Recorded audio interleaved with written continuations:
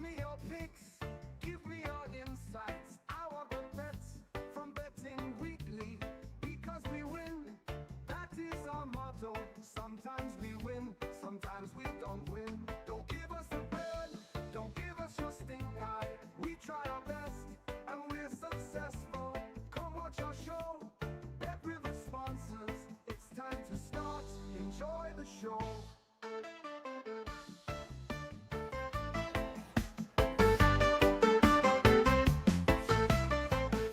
All right, here we go. Betting Weekly Live.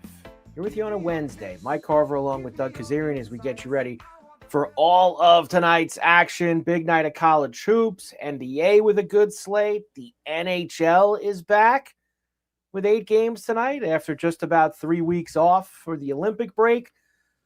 Interesting how some teams are handling their first night back with a lot of their players who are over in Milan. So we will discuss that when we get there later on. Doug, great to see you as always. Happy Wednesday. Yeah, I'm really excited to pick your brain and hear what you have to say about the NHL because it is super intriguing, if nothing else, just purely from a betting perspective, how teams and how some of these players that did play over in the Olympics are going to respond. But obviously loaded a couple days here with college basketball. Yesterday was very busy. Same for tonight. So we hope to find some winners. I think things broke pretty well for me last night with a lot of games going my way. So let's keep it going. You had a good night last night, all over the place. I was with you. I followed you on a few of them, and you had a very good night. I know you were up late watching USC and UCLA as as well. Unfortunately for me, Doug, you know what? The Wizards decided not to play last night. The Hawks did. The Hawks got their $120. But unfortunately, the Wizards decided that they didn't want to contribute to any of the offense. So, but it's funny. You'll hear this. Oh, well, that's why tanking teams you can't bet on. Like I get that a lot in social media with WNBA. This is why I can't bet the WNBA. Yeah, because the NFL playoffs don't have bad beats, or the NFL. You know, I mean, this stuff happens. Like you said, the Wizards didn't show up. That happens in big college basketball games, right? Like it doesn't. It's not just tanking teams or whatever. So. It comes with the territory. It's the nature of sports. We know that. It's just annoying because you'd been on such a roll with your NBA totals. I had been. But listen, it happens. We get right back on the horse tonight, and we will get going here for us. Let's start this evening with college basketball because, again, usually on a Wednesday, it's a very heavy card, including a real good game, a heavy hitter game in the Big East tonight to start things off between St. John's and UConn. Of course, they played a couple weeks ago at the Garden. St. John's got the win. Lots of, I saw this tweet this morning too, lots of streaks here on the line as well with this game tonight. St. John's, of course, has won 13 straight. They're catching 5.5 in Hartford against the Huskies. UConn's won 26 straight in Hartford. Last time they lost there, January of 2023 to St. John's. St. John's is undefeated on the road this year in the Big East. Totals 145.5. Heavy hitter game tonight, Doug. It is, and I'm really excited to watch it. I just think the tax has gotten a little too high here. Now, I respect some people I talk to who are on the Huskies laying it, and I just can't get there. The St. John's team, really solid. Now, they've been on this run that you alluded to, but really the only win was against UConn. That's, you know, some of these wins were a little loose and goose, but with that being said, as we've discussed with Miami of Ohio, you're just grinding out wins is not a guarantee. Frankly, UConn just lost at home as a 17.5-point favorite to Creighton. So dismissing all these other wins that the Red Storm have racked up is kind of premature. I like UConn. I wouldn't be shocked if they cover, but I just can't lay it. I know that people think the Huskies got right with the win at Villanova after that loss to Creighton. I just can't get there. Like, would I be stunned if St. John's won the game? No. And then I have to also cover 5.5. So I actually lean to the underdog here. I actually think first half, Red Storm will be the play. I just think the UConn turnovers are going to, they struggle with this press. And I don't love the Red Storm. I'm not betting it, but I just can't lay it. Yeah, I can't play this one, obviously, being in New York. It does seem a little high, right? The 5.5. It does seem like it's a little too much. for this game. Now, what St. John's beat them by? I think 9 in the first game. St. John's beat them by, but that was a close it game was for tight. most of the It was night. tight. Yeah, it was a close game. St. John's and UConn tonight, just after 7 o'clock East. That is a NBCSN Peacock game that we have for you. Elsewhere in the 7 o'clock East area, Florida, number 7 in the country now, visiting Austin to take on the Longhorns. Florida is a 7.5-point road favorite here. 159.5 is the total. This is crazy. It was like 5.5, 6, and I was like, I think I'll take Texas with the points if I can get 6. Well, now it's 7.5, and I was talking to a guy earlier today, and he thinks it's just a really favorable matchup for the Gators. Fine. Sometimes you don't have to pay to see it, but I will pay to see it. I have to grab the points here with the Longhorns. With Archie Miller, they've just been so much better the last Sean Miller, where they've been just so much better the last month.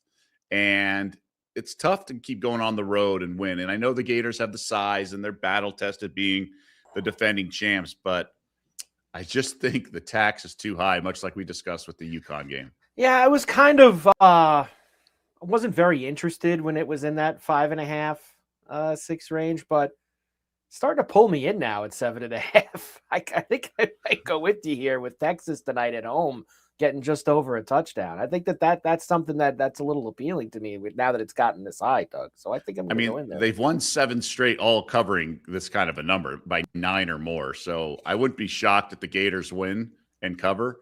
But if I had to play the game, I would take the home dog here. Yeah, and then we don't have anything. Florida playing Arkansas this weekend at home. I was going to see, do we have maybe Florida peeking ahead to anybody? But really in the SEC, you're getting a lot of tough matchups night in, night out. So don't know if we can even go there. Speaking of the SEC and speaking of Arkansas, they play tonight just after 9 o'clock East at home with Texas A&M coming to town. This also right in that range. 8.5 for the Razorbacks. Ooh, 170.5. Look out. Well, we know the deal with this Arkansas team and Calipari. They love to get out and run and score at home, and it's just old reliable. At some point, maybe they're not going to just keep churning out covers at home. After all, they did lose to Kentucky, but that's different. That's still the Calipari sort of rivalry there, but they took care of business with Missouri. They took care of business with Auburn. I'm just going looking at the schedule now. The other home games, I mean, they pound teams. They pounded Vandy. I think this I don't know. I think this A&M team's in for something tonight. I'd lay it. Lay it with the Hogs at home tonight. Let's jump around here now to a couple of these other ones. How about the Horizon? It's a Horizon Wednesday. We got 5 games in the Horizon this evening. Oakland minus the 5.5 at IU Indy, IUPUI, whatever you would like to call them this week. 167.5 is the total here. Yeah, Green Bay is not in action, so Gottlieb is not back from they're the bye team tonight. His detention or whatever, his penalty box. I like the Grizzlies here. Now, I had touched on this team a week ago, and I said I'm just kind of waiting for them to kind of find their groove back. And they had lost 4 straight, I believe. But they got back in the win column in their last game, and they shot 10 of 20 from downtown. They're starting to, much like Stella, they seem to get their groove back. The question is, can they carry this over? And I think they can. This IU Indianapolis team is the worst team in the league. And I think the Grizzlies, it's going to be open gym shooting. I don't know why this number keeps coming down.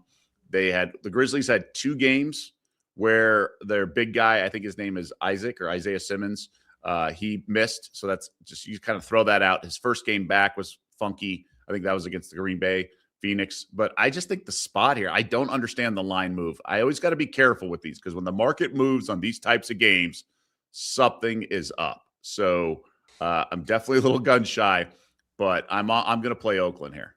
And just one other thing in the Horizon before I move on. You know, we've seen some of these teams get streaky here and there in this conference. Yeah. And it seems like Detroit Mercy is one of the teams that's kind of doing it right now. They've won 4 in a row. Wow. And they're catching 8.5 at Bobby Moe tonight. I know it's tough going on the road, but they are playing well, Detroit. They've put themselves into the top half of the conference now in the standings as we get a little closer to the Horizon tournament. So I think the 8.5 might be a little too much. Yeah, I'm with you there. That does feel like that is too high in that game. Bobby Moe, we've faded a couple times. Now there is sort of the conference tournament's different. With some of these, some of these are not neutral site. Some of these are like the MAC is neutral site, not the home court. Sometimes they really reward the top seeds by giving them home court, so they have a kind of a easier path or a less difficult path to the big dance. So that's something to keep in mind. So there's a lot to play for, but both of these teams, Robert Morris is obviously near the top. I think if you're in the top 4, you get a bye in the Horizon Conference tournament. So that's something to consider in terms of incentive this late in the season. The number does feel a little high for sure. Number 12, Nebraska at home tonight in the Big Ten with Maryland coming to Lincoln. Heavy lumber here, 16.5 for the Cornhuskers, 139.5. Yeah, Maryland's playing a little better of late, so I'm excited for them. They're coming off a nice win. The question is, are they, mature enough, professionally mature enough to sustain that success? And they're not. And Nebraska's got a USC-UCLA trip on deck. I like the Huskers here. I think they're going to win by 20 or so. But the question is, I've just been hearing some things about maybe a flu bug or something in the locker room for the Huskers. Yeah, so this number's come down a point and a half. I'm off the game. I'm not on the dog, but that gives me a little pause. I think the mayor's son, Hoiberg's son, as well. So I just don't think much of this Maryland team. I do like their coach. I think he's the long-term fit. This team plays bad defense, and they played really poorly at Rutgers off back-to-back wins. What's going to happen off the win from they had a nice win over Washington on Sunday, I want to say. So what's going to happen here is the question. I just think the defense is bad, and therefore it's going to be an open gym shooting for the Huskers. Georgia visiting Vandy tonight. This also in the 7 o'clock East window on SEC Network. Vandy now, I know this number's moved around a little bit here, but I believe Vandy now 7.5 for tonight at home against Georgia. I don't know what's going on here. I hate this Georgia team. I've talked about it. They're a dumb team. This is the team that was down 3 with the ball, 20 seconds left, and then ended up shooting a layup with 0.4 seconds. So they can't rebound. They play at a hectic pace, and if they don't bomb away from 3 like crazy amount, they're going to get blown out because their defense is weak. So I'm on the favorite here. It's possibly a best bet. Ooh. And the question is, why is this number coming down? So now I'm getting a little concerned. I hate when that happens, Doug, where you look at something in the morning and you feel really good about it, and then the line's moving in the other direction from where it's just nothing. Because all it does is, like you just said, you just start thinking, what am I missing here? What's going on? Why is this going in this way? Well, and there's these flu bugs. There's snow everywhere in the country. There's all the like St. John's, UConn was actually having snow issues potentially with travel. Yep. So this is the stuff I worry about. But yeah, I'm gun shy right now. But look, Vandy just got their guard back, Miles, I believe, and they played okay. Look, Tennessee played really well in Nashville the other day on Saturday, and they hit big shots down the stretch. I was impressed with Vandy. Vandy's offense is limited. Good guard play. They have the bigs I like, but they're just they may just kind of run out of I don't know. They may just not be able to sustain offense with the Georgia squad, even though the Bulldogs don't rebound and they just chuck and duck. And Vandy is just maybe too half-court set or polished. I don't know. And maybe the Vandy signature defense isn't that great against an offense like Georgia. I mean, 9 was the original number earlier, too. That's a big number. Yep. I just think Vandy gets it by double digits. Let me finish off the SEC with this game before I jump over to some others. And look, when LSU and Ole Miss get together, Doug, you got to throw the records out. I was talking with Max about it before the game. He told me that Massaro was texting them about it. -2.5 for the Rebs, who I think are 3-11 in the SEC this year, and LSU's like 2-13, 2-12, yeah, 2-12, whatever. -2.5 for the Rebs and Beard at home here, or LSU. They got in. Well, I don't think Lane Kiffin's going to be making an appearance in this game, right? Safe to say he's not going to be back in Oxford. I would lean to the Rebels. I do too. What's Massaro texting? This LSU team I think he's back at LSU. If I remember, if Max was saying it to me properly, I think Massero was trying to get him to go in on LSU. Well, LSU's been decent on the road, if I remember correctly. They've actually held their own and lost a couple. They get blown out at home for whatever reason, but they haven't quit, as Max put it. They haven't quit. That's the LSU team. Has Ole Miss? I mean, I think the losing streaks is the storyline here. I mean, Ole Miss has lost about 10 straight. That non-cover against Texas was outrageous. They lost by 11, and they were up late and didn't cover 8.5 or something insane. No play for me on this one. We'll let sleeping dogs lie here. Let's go next to a big revenge spot tonight, I guess you could say, in the West Coast Conference, as of course Gonzaga lost at the beginning of the month to Portland on the road. That's 12-17 Portland, by the way. So now they get him again tonight on the home side of things at the Kennel, where they're laying almost 4 tutties, 27.5 to a team that they lost to on the road. Is this Smash City here, Doug? I think so. You mentioned it. It's not just revenge in conference play to Portland. Portland's terrible, okay? Now, the question is there line value maybe on the first half? Because, again, we talk about it all the time. It's worth revisiting. The math guys shape the market, and they're going to just do the strict math and what's the kind of matchup, what does the models project. But I think the urgency, the energy, the fire is going to be with the Zags here. However, I have seen in the past, sometimes Portland hangs around and then they almost like empty the gas tank in the first half and they get rolled. So I'm just going to play full game here. 15.5 is a big number for the first half. I know the revenge is there, but I think like that second unit, I mean, with about 13 minutes to go, they can easily go on 8-0 runs, to stretch this lead from 10 to 18 and go from there. So I'm not going to get too cute with the first half. I'm going to go Zags on the full game. I just think they're going to full throttle at the Kennel here. So since the Zags lost that game, okay, it was embarrassing. It's only their second loss in the year, right? They lost by 40 to Michigan, and then they lose to Portland at the road. They've won and covered 4 straight. That first game next, I don't know if you guys remember it. I played it on here on the show. It was closer at half, and then they pulled away and covered 18.5, won by 20. And then they've been on a roll, taking care of business against some better teams in conference like St. Mary's and things like that, their rival. So I think they're going to keep it rolling. So they've won and covered 4 straight since that loss. They're not going to let down here. I think the next time to fade the Zags is the next game. But I'll play the Zags here. I'll lay the big lumber here just for the game, though. Okay. Late night in the Mountain West. Always a staple on Betting Weekly Live. And how about Air Force Cup? It's worth but honestly, that was really kind of a teaching moment. I touched on it with Bill Self the other day with Monday. It's like, oh, he's 40-0 on Big Monday. Okay. But those games, he was favored between like 6 and 20, right? Very different when he's a home underdog. Now, it worked out, but I don't think it's predictive just because he, over the years, is such a powerhouse program that they're 40-0 at home on Mondays, that's predictive and really applicable when they're a home dog in such a disappointing year and an up and down season, right? So with this Air Force squad, really the conversation over the last 2 months has been like they're just kind of outclassed in this conference, and they're catching 16 and 18 and 12.5 and 14. They're getting blown out by 35. With this spread was 6.5, so very different.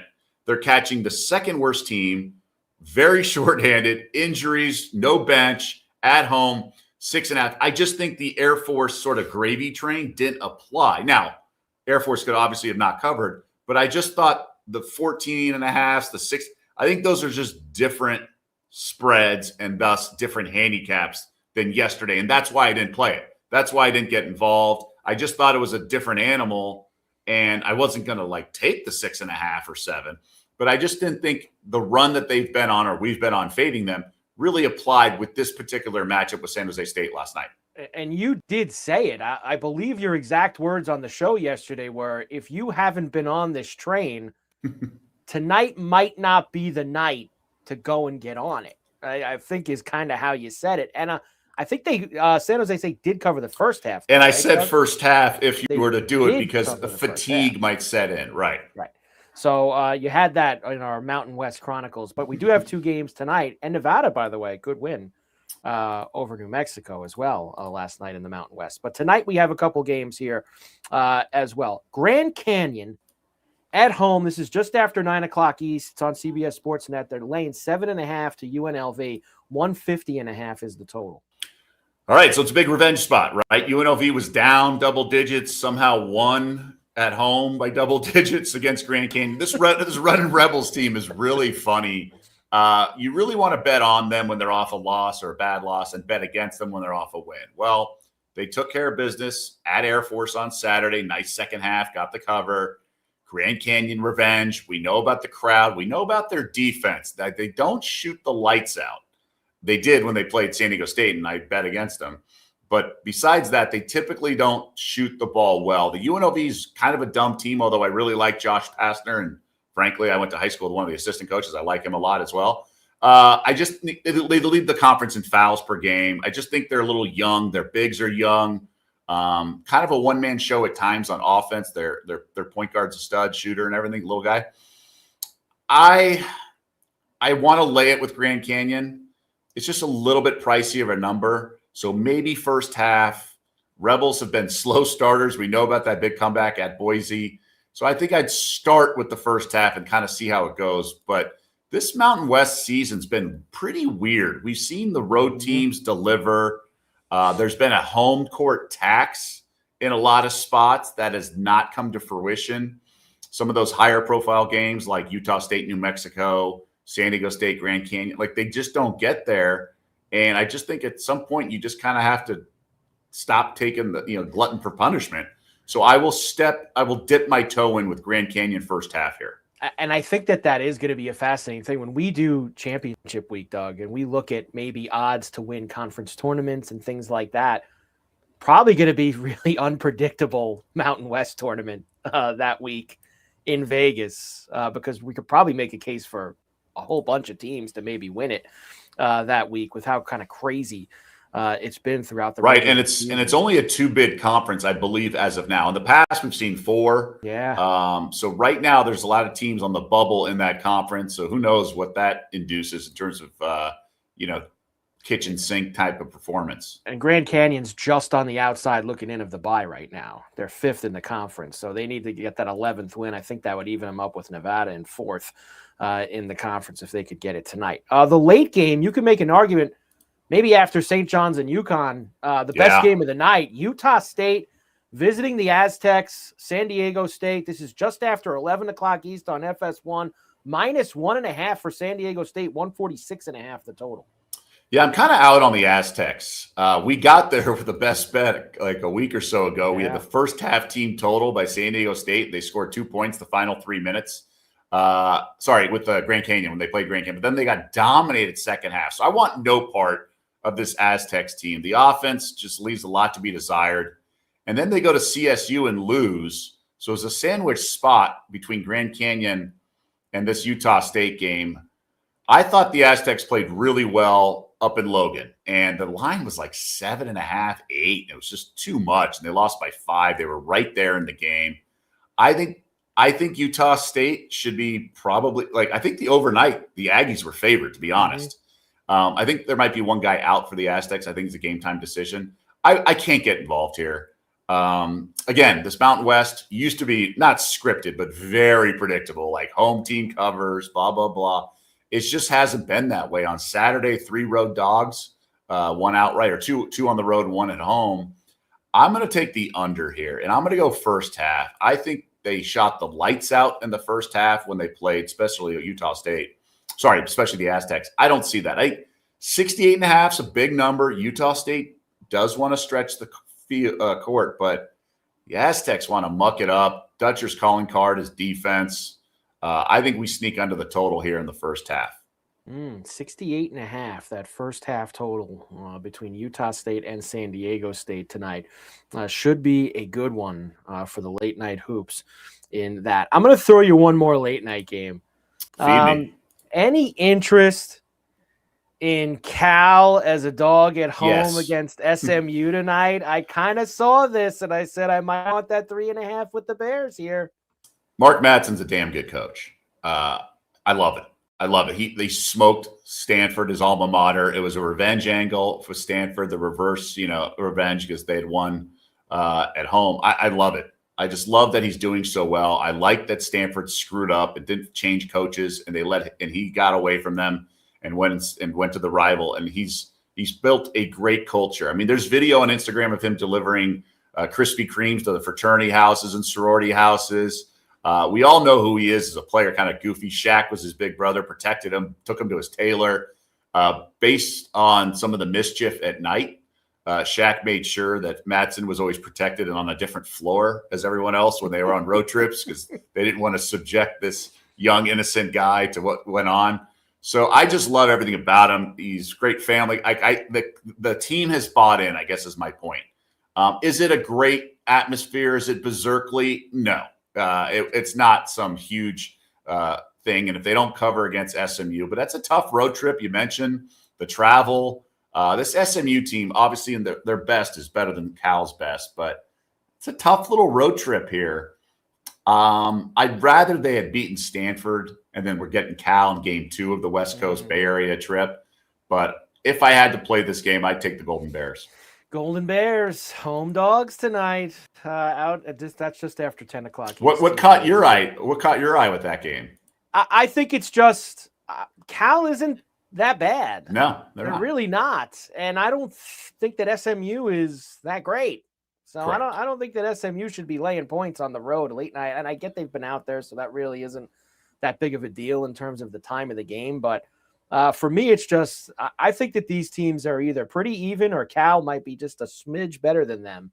So that's why I lean to Cal there tonight, Doug. What about similarly? Whiskey's got to travel out west to Oregon. Well, let's mention home dog that there in Eugene. Yeah, let's mention that because we talked a little bit about Wisconsin yesterday in terms of their future number for the big dance, and they're laying on the road, and the Ducks stink this year, 10-17. They're not good.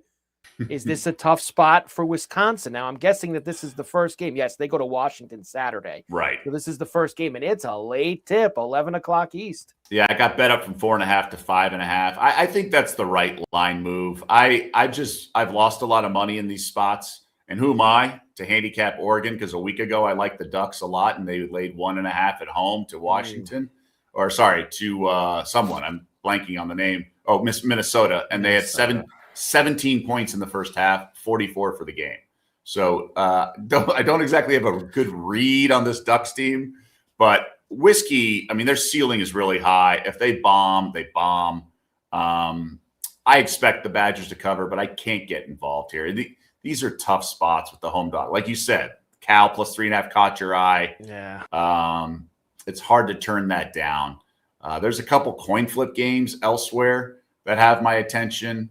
I also don't know why Providence is laying 6.5. I know Xavier's that was a little funny to me too. And I thought of should Providence be laying 6.5 against anybody? No. The way that they've played. But then again, I had DePaul pretty big on Saturday, and they lost outright to Providence. So I don't want to be kind of chasing money, so to speak, right. even though they're completely different handicaps. I just don't. Teams burn me, and I'm just like, all right, you win. That middle to bottom of the Big East is ugly.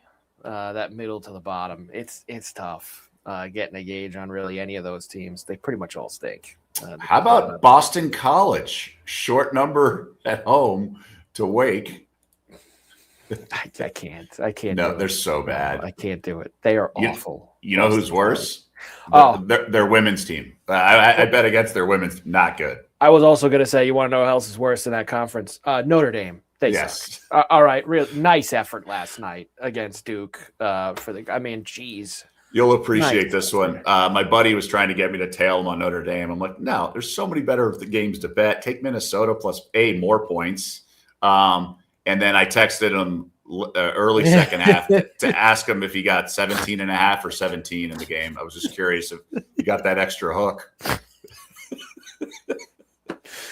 But this is why I like talking to you during this show, because I kind of brought that up to you yesterday. And you're like, I don't know if we want to do that. I said, yeah, so I stayed away from it. Yeah. Like, Well, look, I bet against Notre Dame, like the one game they played well, and they took Virginia double overtime, but they just don't have the horses. I think they're going to get there as a program. I like their coach. I like, just this year they can get boat raced, and this Blue Devils team may be a bully when it comes to these bad teams. I think the problem is that Pete, when he went there from Penn State, Shrewsbury, I think that the Notre Dame people expected immediate. Well, if they've been injuries, best players out, right, and that always hurts things too. There you go for the men tonight. How about the women? We do have a bunch of games here, including Michigan, Ohio State tonight. Anything with women's college hoops? Yeah, I mean, look, Michigan just lost a tough one. They're on the road against a rival, laying points, but I'd lay it. This Wolverines team's pretty good. Now, Ohio State has a stud guard. She's one of the best players in the country. She gets buckets right away. It's like, I don't know. It's not Kayla. It's like Jimmer Fredette almost without the long range. She just gets to the elbow, bucket, or she flies through the lane and contorts her body for an easy layup. It's really impressive. So whenever they need a bucket, they attack and they press, but Michigan's too good. I think the Wolverines get there. Maybe a little Wolverines money line parlay with another team because I do think they get the win. I love Indiana at Rutgers. Now, 2 days ago, I was doing some Google searching. I thought the line was going to be 6.5, and I was so excited. Talked to my buddy who models it. He made the line 12.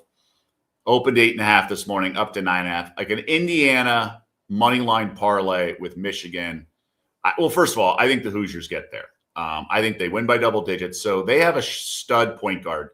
She's like a 5'7" Caitlin Clark. So she's undersized. Shea is her first name, and she's missed 4 games or so. So they played at USC. They hung around, then got lost, and then they got dusted by UCLA. She's back. They were a 5.5-point dog to Oregon and just dominated. Wire to wire, won the game.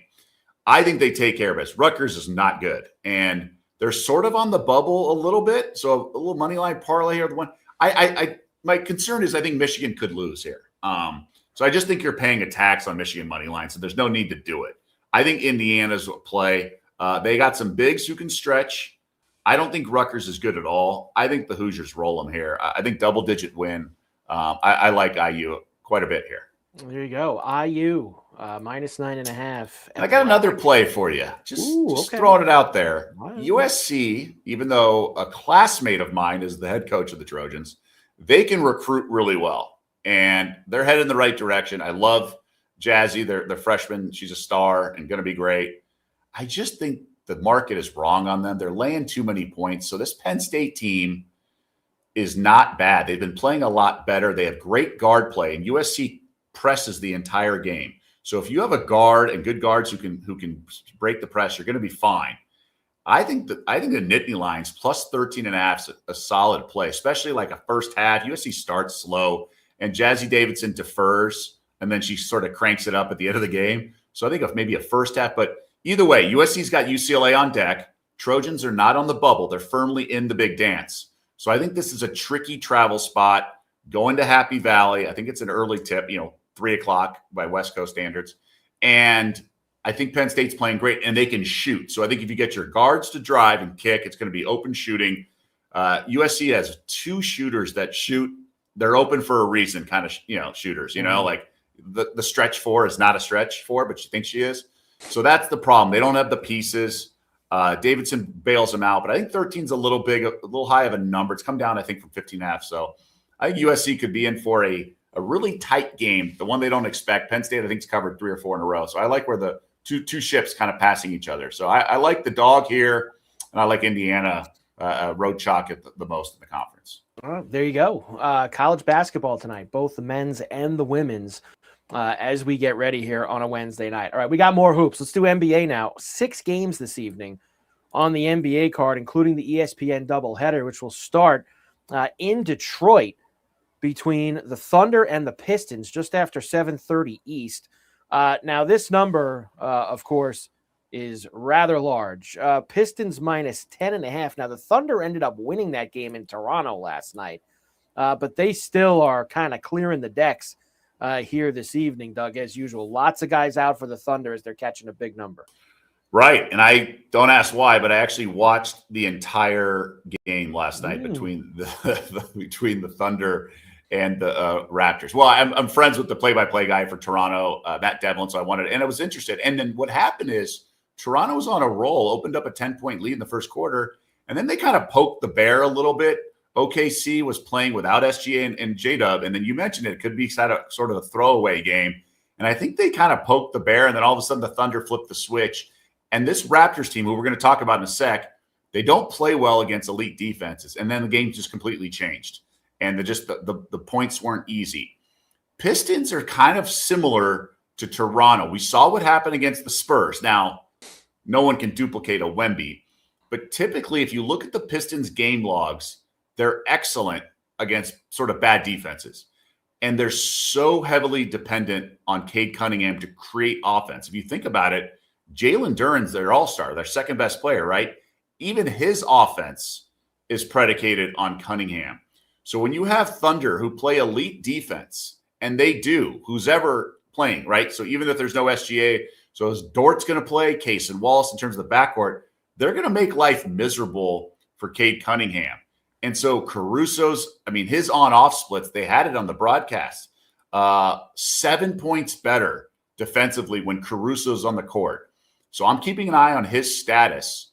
As long as he's good to go, I think a Pistons team total under one of those things. Now, guys like Topic can't play any defense. There's some guys, but Jalen Williams, the Arkansas one, Jay Will, he's pretty solid. So I think the Pistons, I think under 114.5 is pretty solid bet, or 115.5. Now, again, I got to keep an eye on Caruso, the status, but as Hartenstein, if he's out, that changes thing. And I think Holmgren's going to be a game time decision. I was looking at some props too. If Holmgren plays, I'd love his under 17.5 because we know he's a stick in terms of his physical stature. And to go against guys like Duren and this sort of junkyard dog Pistons squad coming off a loss too, right? So I think there's a lot of moving parts here. But the one I like the most is Case and Wallace over 11.5 points or 12.5. I think that's a banger. He was attacking the rack, taking guys off the dribble, also did some step back threes. Who else is going to score on this team? So Wallace, I know a guy doing a same game parlay with like 4 rebounds, 4 assists kind of thing. Wallace is going to be a high usage tonight for sure. Wallace over the 12.5 points at Bet Rivers this evening for the Thunder. It's come up a little bit because of other guys out. Right. Yes. The second game on ESPN is in Denver. Celtics and the Nuggets. Celtics have been on the road here out west really since we came back last week from the break. Nuggets minus 3.5, 229.5 the total. It's a tricky one because the Celtics have played. Remember, they had the big game against LA on Sunday. Okay, they had the Warriors game a couple days earlier, and a couple days after the Celtics game, they played the Suns, and then back-to-back. So this could be a schedule loss for Boston. However, Jaylen Brown sat out yesterday. He's playing tonight, so he's going to probably be the focal point of the offense. The number 229 seems really high, but I believe Denver, these are the top 2 offenses in the league, right, in terms of like efficiency. And Denver, when they have Jokic in there, they're awesome. They're elite. But the Boston has a really good defense. And Boston's supporting cast, the Cadas, the Shireman, those dudes they play D, and the Lakers found that out the hard way. I play under in this game if I had to play it. Pritchard's interesting. He laid an egg yesterday, even though the Celtics won comfortably. But that dude's been, he's since the Reggie Miller, Caitlin Clark comparison with Pritchard, he's been 40, 50, 90. He's been just lights out. He shredded the Lakers. So maybe that wasn't the insult everyone thought it was. I love Pritchard's game. He brings it. He's such a team leader, lead by example kind of guy for this Boston team. If I had to play it, I would play Denver. If I had to play the total, I'd play the under. Probably my favorite play on the game. But Pritchard's threes is only 2.5. He shoots like 6 or 7. I mean, he's really good shooter. And I think he's a competitive dude that because he laid an egg yesterday, he's probably going to bounce back tonight. Yeah, minus 136 to the over 2.5 threes for Pritchard here tonight. You could slider that too, Doug. You want a little bit more. You go up a little bit more for Pritch. I was burned by the Celtics first half. I should not have parlayed. Hit on Philly. Thank you, thank you. Well, that's the game. I don't want to call you out, Steve, but I said Suns first quarter. I tried to feed you there. Yeah, you absolutely did. It was a flat spot. He did. Elsewhere tonight in the NBA, aside from the TV, you mentioned the Raptors. They are home again. Second night of a back-to-back. They have the Spurs in town tonight. Spurs are 7-point road favorites, 229.5. Yeah, I touched on it. When they play elite defenses, if you look at it, that they just don't score. They have trouble with the elite defenses, and it makes sense. Brandon Ingram's kind of been an overrated offensive player. The salary and the where he was drafted, I believe number 2 overall by the Lakers. It's just not right. It's not like he's not that guy, right? And then you have Quigley and RJ Barrett, and they're just not pure offensive weapons. Jamal Shed, Pirtle's been out too, so they're bigs. They have a big that's like Keita. He just kind of eats rebounds, and that's it. Now, Barnes is an excellent player, but he fills up the stat sheet. He's rarely going to go for 30. So when you play this Spurs defense with Wemby anchor in the middle, the Raptors are going to have like a 19-point quarter, okay? So can they make up for that and go under their team total? I think they can. So 110.5 under on the team total is the way to go for me. Okay, little Raptors under 110.5. Team total for this evening. The Kings are in Houston against the Rockets. The Kings actually won a game the other night, right? They're catching 2 touchdowns here in Houston. 222 is the total. Yeah, I'm going to fix my headphones. I believe you said the Kings won a game. Yeah, that's right. Yeah, they won a game. What were they? Yeah. 16 in a row they had lost. It was a franchise record, 16-game losing streak. So now they're back on the hardwood. It's Rockets or pass on the side. Now, Houston covered 13 in their last game against the Jazz, but that was off a loss to the Knicks, so they were a little bit more bouncing their step. How about this? In an 8-day span, the Rockets get to face the Jazz at home, the Kings at home, and then at the Wizards. So quite the stretch for them. I'm not laying it, but I'm definitely not taking it. I think Doug Christie, the coach of Sacramento, got the call from upstairs. All right, enough of that winning. Fine. You wanted to snap the losing streak. Enough's enough. And I think that means play Westbrook more. Okay. Westbrook did not get your memo. If you wanted him to tank, he's not having it. Okay. He starts. And you know what Westbrook also does? He brings it even more against his former teams, particularly the energy stats, assists and rebounds. So Bet Rivers does not have combined assists and rebounds. They're only offering that with Sengun. So you could do PRA, but I think the banger is over 3.5. This is my best bet on the evening. That's light. It's my best bet on the evening because he's had 3. So now we know the Rockets are the best rebounding team in the league, right? Especially offense. And they have that link with guys like Tari Eason and Durant for that matter, and Amen Thompson, and then obviously Sengun. There's no Steven Adams anymore. And they're off a comfortable win. They're not taking this Kings. Like, there's going to be some loose rebounds that Westbrook's going to go after, and he's going to be the only one come flying in. He's had 3 games against the Rockets. Again, he does this against his former teams, the Clippers, the Lakers, the Wizards, the Rockets. He had a game of 4 rebounds, a game of 6 rebounds, and a game with 13 rebounds. So over 3.5 is a banger, and I'd ladder it up a little bit too. There you go for Westbrook tonight. It's a shame he's on such a bad team this year, and you're not going to get on a good team either, though. Playoff Westbrook this year. Everyone hates him. That ship has sailed. The ship he's sailed. not good. He was taking threes for no reason. Let him just feast these low numbers on a bad team. That's Correct. the best that we need him for right now. And yell at guys who don't get it, and that kind of thing. Warriors lost in New Orleans last night. They're in Memphis tonight. They're 4-point favorites on the road. DeJounte Murray returned.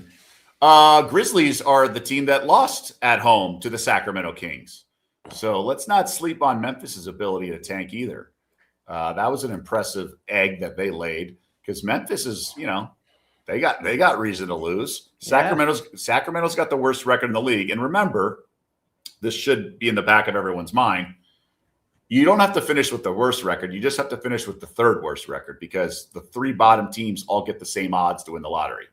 So when you're dead last and not that we're there, but at the end of the season, when you have that sort of low seed locked up, then you can play well and win a couple games.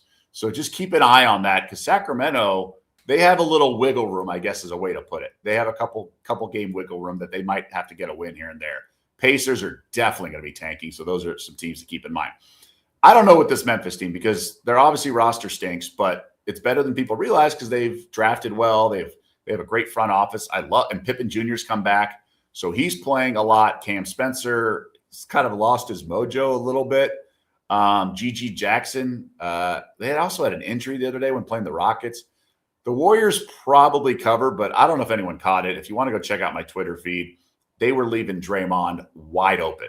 I mean, they weren't even guarding him, and he was shooting threes and dribbling the free throw line and missing the rim on a bank shot. It was pretty bad how just egregious he looked without Steph, obviously, as his running mate. I mean, Memphis's defense is terrible. So even with all these guys, that's the total still pretty high at 225.5. That's something that's caught my eye. I will say Scottie Pippen Jr.'s assists over 4.5. Okay. That's really tempting. 8 in the last game, 6 the game before, but he's only playing about 20 minutes. So he had a couple 3s and 4s in there, but man, at home, and that feels like it's a point, an assist too low, and it's plus money. So 5 assists at plus money is tempting. And finally, the Cavs are in Milwaukee tonight, where you're not going to see a lot. No Mitchell, no Mobley, and now you get this. I guess Harden broke a bone in his thumb, Doug. Now he's not listed as out yet for this game this evening, but they're 3.5-point favorites in Milwaukee. It's always something with Harden, Doug. It just always is. Yeah, it sounds like it's a freak injury. It's on his right non-shooting hand, but he's a point guard and dribbles. It's a thumb. So I would imagine that is something that's important when you are a point guard in the NBA to have a thumb that is functionable. Now, as you said, he's officially listed as questionable. I'm on the over here. If you look at this Bucks team, they've been kind of a fun team to bet on, and they go crazy with like their offense. I mean, we touched on it, I think, a week or two ago with what Doc Rivers was saying with Cam Thomas off the bench, 6-man kind of thing. Obviously, everyone else just goes bananas. It's just a crazy offense. Ryan Rollins is sort of the conductor, the maestro of it all, running point. But some of the other guys are, again, they have Kuzma, who's crazy, Cam Thomas, who will just gun. They have Porter Jr. in there, AJ Green, Derry Bird. So they're kind of a fun team to watch and bet on. So I would say the over, if anything. 221.5 tonight with the Cavs and the Bucks. Man, the Bucks stink. They are. They're not good. They need draft pick. They need their draft pick, but they will throw some offense out there. Not any defense. Not any defense whatsoever. All right, there you go. NBA tonight for us. 6 games in the association. Betting Weekly Live, of course, here on a Wednesday. Mike Carver and Doug Kezirian, Betting Weekly Studios. If you like what you see here on the show, as you should, make sure you subscribe to that Betting Weekly Studios channel on YouTube, where you can check us out and all of our other shows, including released earlier today, Betting Weekly Game Bet Match. Nigel Seeley and Sean Calvert share best bets and angles for the round of 16 matches at ATP Santiago. Game Bet Match, Betting Weekly. Check it out on the Betting Weekly Studios channel on YouTube. On fire, as I say every day, and it's still true. I see it all. They are on fire with the tennis. Absolutely on fire. So make sure you go and check all of that out. All right, Doug, it's back. The NHL returns tonight. 8 games after just over 3 weeks off for the Olympic break in Milan. There's a few things we probably have to sift through here before we even look at any of the games individually. I'm interested in specifically how the American players who haven't slept or been sober for 2 days, how they're going to be getting into the lineup of some of these teams. And some of them are playing tonight, a few of these guys. I'm interested in teams that were hot, that had to sit around for 3 weeks, and now everybody kind of comes back on the same playing field. It's kind of a weird night in terms of, are we betting unders because we expect everyone to kind of come back a little slow like we did with the NBA last week? Really interesting and maybe tough night to bet the hockey. Do we have a reference point of this at all? We do have, well, I don't know if we have in terms of an historic, it's probably been too long. Last year they were off 2 weeks Okay. for the Four Nations situation. So I guess I could have went back and looked at what the scores were that first night out. Were teams practicing? Obviously not full strength if they had guys at the Olympics. So most teams started practicing late last week. So I know I talked to one of the guys in the Islanders before the JG Pajot. He was on one of the shows I did Sunday morning before the Olympic game. And he was saying they started practicing like Wednesday, Thursday last week, like kind of going into it. So it's not like they just showed back up yesterday, except for the guys who played in the Olympics. The other guys who didn't have been getting work in. Now, these teams are all kind of taking this in a different aspect tonight, Doug, just as a broad picture. Tage Thompson's going to play for Buffalo. Austin Matthews is going to play for Toronto. Vegas is not playing anybody who was in the Olympics. Eichel, Marner, Stone. Vegas is basically sitting them all. Jared Bednar of Colorado has basically did the I'm going to make you wait aspect, and he's got 8 guys who were in the Olympics, and he basically said after the morning skate this morning, I don't know who I'm going to have and who I'm not, and I'm not going to tell you. So that we have all those situations in terms of all these guys who played on Sunday in that gold medal game. Yeah, I think this is really just a lesson in handling emotion. Obviously, most of the sports betting pie chart is males. I think we just have to sort of process, like, we're going to have a serious case of FOMO as these games are starting. Oh, I like the Devils. I should have bet that. No, you didn't have the information at the time. Let it go. Like, let it play out. Right. Don't have FOMO. Now, if you want to do a crazy parlay, like I remember, like you say, with the NBA after the All-Star break or Christmas morning, if you think there's a good angle and you just want to like birdcage them all, that's fine. I would say the goalies might be Swiss cheese if they haven't seen really true live action. They're going to be a little sort of rusty, and that could really sort of swing the outcomes in a certain direction. So maybe if you want to do a bunch of overs for goal, whatever, goalies saves under because they get pulled. I don't know. Something like that.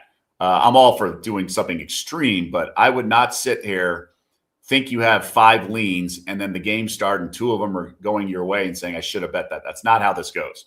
It's just live to fight another bet, so to speak. Right. That's pretty much. The overs were crazy before the break. I'm curious of those 6.5s going forward. Yeah. Living on the over is all done. And that's kind of where I'm at tonight with a couple of these. Now, TNT's got a doubleheader tonight.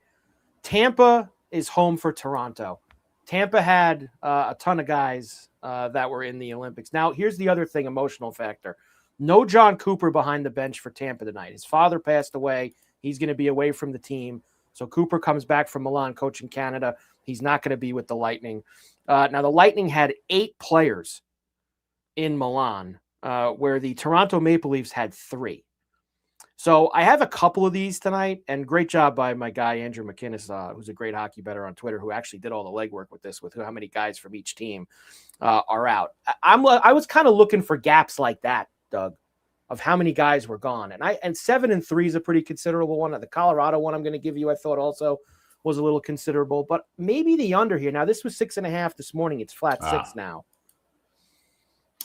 Well, clearly the market sees what you saw. Yeah. I liked it at 6 or saw what you're seeing. Yeah. I think that's a big shift, right? Obviously you can whip out the Bet River slider and just pay a little extra juice and, enjoy the game. I would do that. I wouldn't give up that half goal. I would not either in that spot.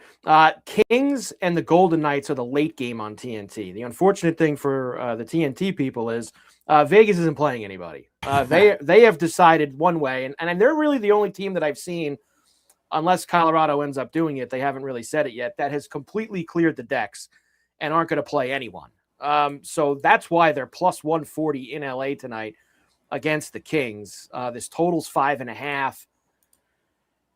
Panarin's making his debut for LA tonight as well on their side of things. I'm nowhere near this game, Doug.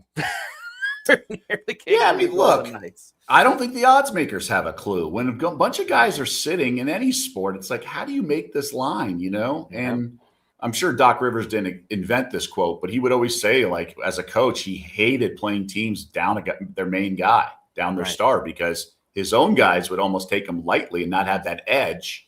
And the other teams would play hungry, sort of a wounded animal, especially the guy who's getting the start because of that. The Bones Highland, kind of theory. That guy always shines when he gets an opportunity. I think the Golden Knights who suit up tonight are going to bring it. Now, their talent may not be there, but it's not like they founded like a junior hockey team and put them in. Like, the margins between, the bench players and the starters is not that wide. And usually effort can offset it for one game, that is, obviously. For one game, indeed. The other game on the card tonight that I thought had a pretty good difference in guys at the Olympics was this Buffalo, New Jersey game. Now, the Sabres were one of the hottest teams in hockey when we hit the break. They only had 2 players in the Olympics, one of the lowest in the league. One of them, of course, was Tage Thompson, who played for USA. He is playing tonight, according to Lindy Ruff. So Thompson's going to be right out there. And on the Devils side of things, they had one of the most, with 7 players who played in the Olympics, including Jack Hughes, who I definitely put in the group of, has this guy slept in 3 days, Jack Hughes, after scoring the golden goal. And now Sheldon Keefe said this morning he expects Hughes to play tonight. Wow. So take what you want with that. I kind of like the Sabres tonight just because of the aspect of amount of Olympic players. They were obviously playing well going in. I don't know if that factors too much tonight, but for a game that's pretty much a pick 'em, minus 109 Sabres, I kind of like them tonight, Doug. So I'll say this, if you're looking at props for like unders, like some of these guys are just medical marvels and they're physical freaks. And so I'd be very careful trying to fade them. How do I put this? I played college water polo with a guy who was basically an Olympic like caliber or junior Olympian. And he's 25 years later, whatever it was at the reunion, well past his physical prime, let's call it. Pulled an all-nighter, had beers at breakfast, showed up to the alumni game and played an entire game. And I'm telling you, like, I could go like 2 lengths to the pool before having to sub out in the alumni game. He's literally playing the whole game, and he's just got – these guys are medical marvels. They have lungs like you wouldn't believe. So these guys can do this, especially when they're young and in shape and everything. I bet against Tony Finau when he rolled his ankle in the par 3 at the Masters, and the guy almost won the damn thing on a broken ankle or whatever the hell it was. So you just got to be careful with thinking because they're not human to begin with. These guys are total studs. So if Jack Hughes is suiting up, I bet you he's going to be fine. If he's not suiting up, then yeah, that's the case. But these guys are freaks. So I'd be pretty careful assuming these guys are just completely sabotaging their own team. Yeah, and I wouldn't even look at – I kind of like the angle of the amount of guys more than the fact that they're playing. Like, I think that 7-2 is a pretty big gap in terms of how many guys were at the Olympics and weren't. And you factor in how well the Sabres played. And I'm sure all these guys who weren't at the Olympics, which is basically the whole team, have really been chomping at the bit to get back out there. So it's Sabres for me. If there's a couple things that I might try tonight, that's going to be one of them. I thought about, hanging a 7 up as a total tonight seemed like a little much for me. I understand it's Edmonton and Anaheim, and McDavid's playing for Edmonton tonight, even after playing on Sunday in that gold medal game. 7's a lot. I think it's more of a stay away now than anything else. Like they're going to come out and score 10 goals tonight, right? After not playing for 3.5 weeks. Like now it could be the Swiss cheese goalies. Like you said, that could be an effect. And Anaheim, as we know, before the break, they were playing in up and down shootouts every single night, but 7 first night back. That's pricey. That seems like a lot for me. And the one that maybe I like the most, and I'm hoping that maybe Jared Bednar makes it even better for me because I already played it this morning. The Utah Mammoth at home for Colorado. We don't go after Colorado very often. It was plus 108 before. Now it's plus 104. Colorado had 8 guys at the Olympics, including guys on Sunday like McCarr, McKinnon, Brock Nelson. The Mammoth only had 4 players at the Olympics, and one of them barely played, which was Clayton Keller for the United States. Mammoth beat the Colorado Avalanche at home earlier in the season. I think we get take a shot with the Mammoth with plus money here tonight against Colorado. If there's a night to get Colorado, this is it tonight. Okay. Okay. I like it. Look, you got to pick your spots with the Mammoth or Colorado. You got to pick your spots, but that line does look a little fishy. And look, this line's going to change if these guys don't play, right? Bednar has not said they are. He hasn't said that they're not. They could get to the arena tonight and say, yeah, McCarr, McKinnon are out, and that's going to move it, I would think, quite a bit if those two guys aren't going to be in the lineup. So I'm going to take a shot with Utah tonight, whether they're in the game or not. All right. I would need more to go against Colorado. I don't care who's playing, but okay. We'll do some NHL futures later in the week, Doug. We'll wrap some things up with that. PGA Cognizant Classic early tomorrow morning. We start the Florida swing. Crosby out a month. Maybe take a look at Pittsburgh points under futures for the short term. Steve, I will do that tomorrow with Doug. I will get some futures up for the NHL on Thursday. We will absolutely do that. The Cognizant at PGA National. It'll always be the Honda to me. Tees off in the morning. I'll give you a few guys. Look at these guys. I mean, Gerard, Lowry, Shane Lowry hasn't won a tournament by himself since 2019. I'm going to pay 14-1 for him. There's no chance. The Højgaard brothers, Thorbjornsen, Mitchell. The problem I have with this tournament is, Doug, these guys are usually 60, 70-1, and they're all in the 20s this week. I can't do it. This is a bomb tournament. You had guys 100+ win the last 2 years. So I am going big deep sea hunting. Michael Brennan, 55-1. He's actually the fourth highest ranked player in this entire field in terms of the world golf ranking. I know the world golf ranking probably isn't that important to people, but Brennan is actually the fourth highest rated player in this. I've never played Michael Brennan in my life. I've watched him a little bit the last couple of weeks. 55-1 for him. He should probably be with all those guys in the 20s. That's up there. Luke Clanton, hometown course for him, PGA National. Grew up there. He has not had a great start to this year. Last year, he burst on the scene like a house of fire. This is 80 right now. I got it a little bit better earlier in the week, Doug. I will say that in terms of like triple digits better. But he is 80-1 at Bet River still for Luke Clanton. And Sam Riders on the Storm at 100-1. He has got 2 top 10s here at PGA National, another top 20. He's a good first-round leader play. He shot 63 last year in the first round. Unfortunately for him, Jake Knapp shot 59. So Sam Ryder plays well in Florida. So triple digits for him. I'm going to take shots this week, Doug, because I hate that top of the board. Yeah, I like it. And like you said, if you don't agree with a 14-1 guy, Lowry or whatever it is, the guy hasn't won in ages, like you got to just find the value. You don't have to bet some of the favorites. You definitely do not have to do that. So we will go with some bombs this week down at the Cognizant before we get some heavy hitter tournaments at Bay Hill and the Players in the next couple of weeks. Any interest in the Nationals and the Yankees tonight, Doug? Spring training before I get to the best bets. No. Daily double for tonight.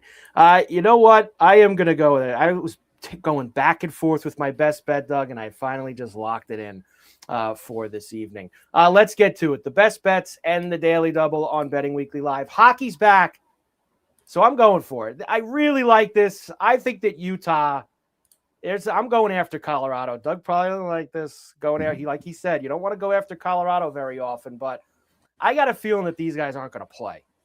And this line's going to move a little bit more if we get to games. I mean, even if they do, I think that's a lot. That's too many guys that played in that game on Sunday that are going to suddenly come out tonight in altitude in Utah and just be good to go. So I'm taking the Mammoth, Doug, plus 104 money line tonight against Colorado. I like it. I approve. I've been on a little bit of a run here. I'm just doing some 6-2. NBA has been my bugaboo. College has been really good. I'm just going to stick with the NBA, though, because I just love this Russell Westbrook prop. Over 3.5 rebounds. It's a little juicy, but, you're going plus money for us, so that's, I think, going to be okay. I'm making it up. I touched on it earlier. Westbrook always plays with intensity and energy, but he's off the charts when it comes to facing a former teammate, or team, I should say, and that's the Rockets, or one of his former teams. He's gone over this number and shattered this number at a couple of games this year. I know Houston's really good rebounding, but Westbrook's just going to be logging too many minutes. And frankly, Sacramento's going to be laying too many bricks for him not to grab 4+ rebounds. So let's go over 3.5 Russell Westbrook rebounds. What a random play.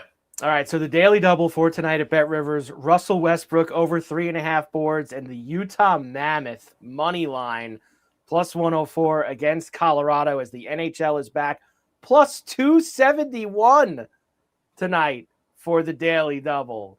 Let's go. Even with that juicy Westbrook number, we got ourselves to 271 tonight, Doug. So we can have a little bump this evening. We are back, of course, tomorrow.